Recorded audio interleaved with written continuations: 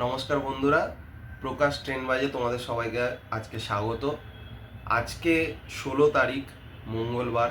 আমরা সবাই জানি আজকে পশ্চিমবঙ্গের রাজনীতিতে অনেক বড় একটা দিন। আজকে খসড়া ভোটার তালিকা, নির্বাচন কমিশনের তথ্য দেওয়া অনুযায়ী আজকে খসড়া ভোটার তালিকা প্রকাশ পাওয়ার কথা ছিল। আর ইতিমধ্যেই আজকে সকাল 10টা সাড়ে 10টা নাগাদ খসড়া ভোটার তালিকা ইসিআই ওয়েবসাইটে আপলোড করা হয়, যার মাধ্যমে আমরা হয়তো প্রত্যেকেই এখন দেখে নিয়েছি আমাদের খসড়া তালিকায় নাম আছে কি নেই। তো যেটা এই ভিডিওর মাধ্যমে তোমাদের সবাইকে জানাতে চাই যে খসড়া ভোটার তালিকায় কাদের নাম বাদ গেল।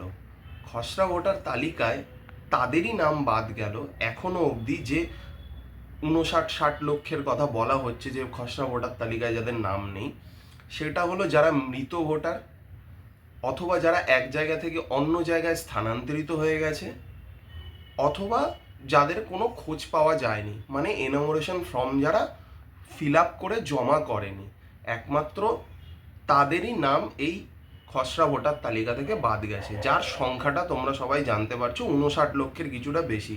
অন অ্যান অ্যাপ্রক্স 60 লক্ষ নাম খসড়া তালিকা থেকে বাদ গেছে।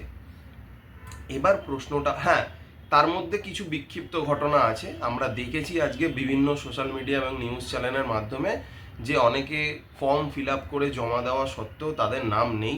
আমরা দেখেছি একজন হয়তো কাউন্সিলর, তাকে মৃত বলে ভোটার তালিকায় ওখানে দেওয়া আছে, মানে যাদের নাম নেই তারও একটা লিস্ট যেহেতু কালকে প্রকাশ পেয়েছিল, সেই লিস্টে তার নাম ছিল। তো তিনি আজকে সেই শ্মশানে গিয়ে আজকে তার অভিযোগ প্রকাশ করেছেন যে তাহলে আমাকে এসে এখানে জ্বালিয়ে দিন। যাই হোক, এরকম 2-3টে বিক্ষিপ্ত ঘটনা আমরা দেখতে পেয়েছি। তো এমত অবস্থায় আমরা যদি এর একটা জিস্ট বলি যে তাদেরই নাম বাদ গেছে যারা মৃত ভোটার, যারা এক জায়গা থেকে অন্য জায়গায় স্থানান্তরিত হয়েছে, এবং যারা এনোমারেশন ফর্ম ফিল আপ করে জমা দেননি। এবার বাদবাকি যে সমস্ত মানুষেরা এনোমারেশন ফর্ম ফিল আপ করে জমা দিয়েছেন, সেটা ভুলভাবে দিক ঠিকভাবে দিক, প্রত্যেকের নাম খসড়া তালিকায় এসে গেছে।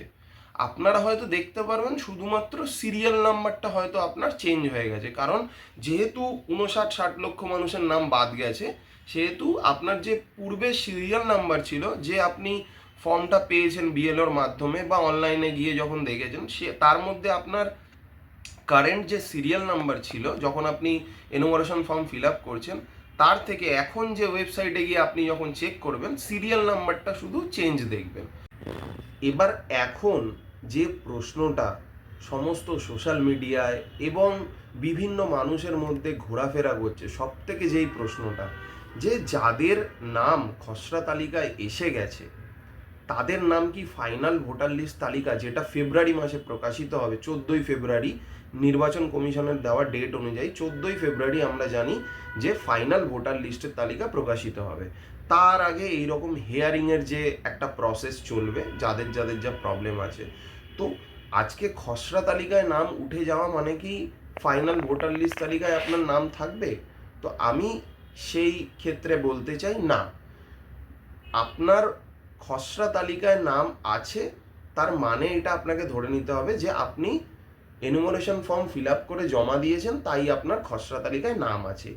এবার যে এই 1 মাস ধরে, পুরো জানুয়ারি মাস ধরে যে হেয়ারিংয়ের প্রসেসটা চলবে, হেয়ারিংয়ের প্রসেসের মাধ্যমে ফাইনাল ভোটার লিস্ট তালিকা প্রকাশিত হবে। এবার প্রশ্ন হলো, আপনাকে হেয়ারিংয়ে ডাকা হতে পারে কি পারে না? হ্যাঁ, যদি আপনার ফর্মে যে তথ্য আপনি দিয়েছেন সেই তথ্যে যদি নির্বাচন কমিশনের যারা স্কুটনি করবে যে আপনার ফর্মটা ঠিকভাবে ফিল আপ করেছেন কি ভুল, তাতে যদি তারা কোনো রকম অসঙ্গতি দেখে, তাহলে অবশ্যই আপনাকে ডাকতে পারে। অনেক ক্ষেত্রে দেখা যায় ফর্মে আমরা সবাই জানি দুটো পার্ট ছিল, একটা ওপরের পার্ট যেখানে আমাদের নিজেদের তথ্য দেওয়ার কথা ছিল, আর একটা নিজের দুটো পার্ট, যেখানে 2002 ভোটার লিস্টে যদি আপনার নাম থাকে তাহলে আপনার বাঁ দিকে ফিল আপ করার কথা ছিল, আর না থাকলে যদি আপনার বাবা মা অথবা রিলেটিভের কারোর নাম থাকে তাহলে ডান দিকে ফিল আপ করার কথা ছিল। অনেকে আছে নিচের পার্টটা ভরতেই পারিনি, কেননা তারা কোনো লিঙ্কই পায়নি। তো এই লিঙ্কেজ যার যার করাতে পারেনি তাদেরকে হেয়ারিংয়ে ডাকা হবে। অনেকের নামের বানানের ভুল আছে, বা অনেক সময় নামটাই পরিবর্তিত আছে, তো সেক্ষেত্রে তাদেরকে হিয়ারিংয়ে ডাকা হবে। এছাড়াও বিভিন্ন কারণে যদি আপনার দেওয়া তথ্য নির্বাচন কমিশনারের যারা স্ক্রুটনি করবে তাদের যদি মনে হয় যে এতে আমার অসঙ্গতি লাগছে, তাহলে হিয়ারিংয়ে আপনাকে ডাকা হতে পারে। হিয়ারিংয়ে কিভাবে ডাকবে? বিএলএরা আপনার বাড়িতে গিয়ে নোটিশ দেবে। যদি আপনার নাম হিয়ারিংয়ে আসে, তাহলে আপনার বাড়িতে গিয়ে আপনারই বিএলওরা, যাদের কাছে আপনারা ফর্ম জমা করেছেন, তারাই আপনার বাড়িতে এসে নোটিশ দেবে যে আপনার কবে, কোথায়, কখন হিয়ারিং আছে। তো সে মতো আপনাকে সেই স্থানে সেই সময় গিয়ে হিয়ারিং অ্যাটেন্ড করতে হবে।